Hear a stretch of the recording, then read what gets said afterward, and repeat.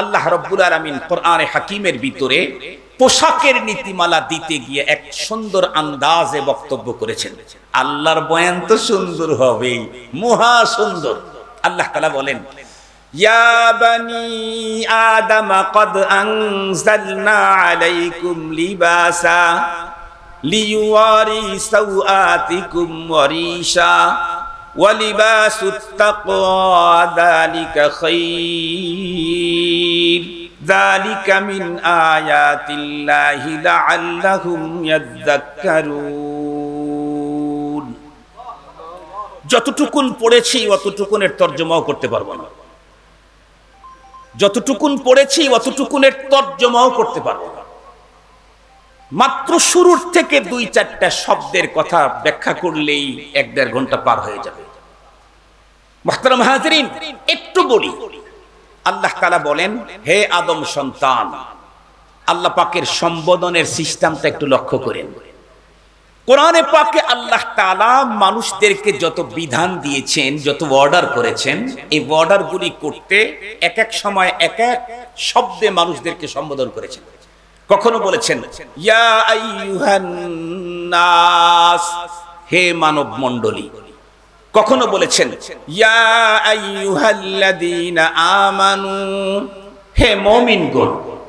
কখনো বলেছেন ইয়া বানি আদম, হে আদম সন্তান। কখনো বলেছেন ইয়া বানি ইসরাঈল, হে বনি ইসরাঈল। এক এক সময় এক এক পদ্ধতিতে সম্বোধন করে আল্লাহ পাক অর্ডার দিয়েছেন, খুব ভালো করে বুঝবেন। কিন্তু পোশাকের অর্ডার, পোশাকের বর্ণনা, পোশাকের নীতিমালা দিতে গিয়ে আল্লাহ ইয়া আইয়ুহান নাস বললেন না, হে মানব সকল বললেন না। আবার এই কথাও বললেন না ইয়া আইয়ুহাল্লাযীনা আমানু, হে ঈমানদারগণ। কেন? কারণ পোশাক শুধু মুমিনদের জন্যই প্রয়োজন না, মানুষের জন্যই প্রয়োজন। এজন্য পোশাক শুধু শরীয়তের জিনিস না, মানবতার বস্তু। পোশাক কি বলেন দেখি? শুধু শরীয়তের বিষয় না, মানবতার বস্তু, মনুষ্যত্বের বিষয়। খুব ভালো করে বোঝার জন্য চেষ্টা করবেন।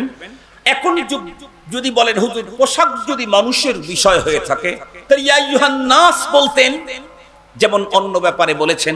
তা না বলে পোশাকের কথা বর্ণনা করতে গিয়া ইয়া বানি আদম বললেন কেন? আল্লাহ তাআলা তো আলিমুল গায়ব, আল্লাহ তাআলা জানেন। আল্লাহ তাআলা জানেন এই পৃথিবীতে কিছু মানুষ এমনও আসবে যারা মানুষ থেকে এই কথা মানতে রাজি হবে না, যাদের থিওরি হবে মানুষ বানর থেকে। এই জাতীয় থিওরি যারা লালন করবে তারা পোশাক পরবে না, এটাই স্বাভাবিক। এই জন্য আল্লাহ পাক হে মানব সকল না বলে বলেছেন হে আদম সন্তান। যারা নিজেদেরকে আদম সন্তান বলে দাবি করবে তাদের পিতামাতা দুইজন জান্নাতে থাকতেও যেহেতু পোশাক পরেছে, জান্নাতি পোশাক খুলে গেলে তাদের লজ্জাস্থান ঢাকার জন্য জান্নাতি গাছের লতা পাতা যেহেতু জড়ায় নিয়েছে, এরা কখনো পোশাক বিরোধী হবে না। মুহতারাম হাজিরিন, খুব ভালো করে বুঝবেন। আল্লাহ তাআলা আদম সন্তানকে ডাক দিয়ে কি বললেন?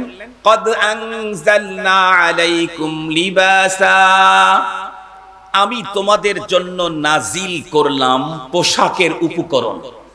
খুব ভালো করে বুঝবেন। আল্লাহ বলছেন লিবাসা, আমি বললাম পোশাকের উপকরণ। কেন? কারণ এই যে পোশাকটা আমি পরেছি এটা কি আল্লাহ নাজিল করছেন? এটা হুজুরেরটা নাজিল করছেন। এই পোশাকটা আসমান থেকে আসছে, জমিন থেকে হুবাহু এই পোশাকটা বের হয়ে আসছে।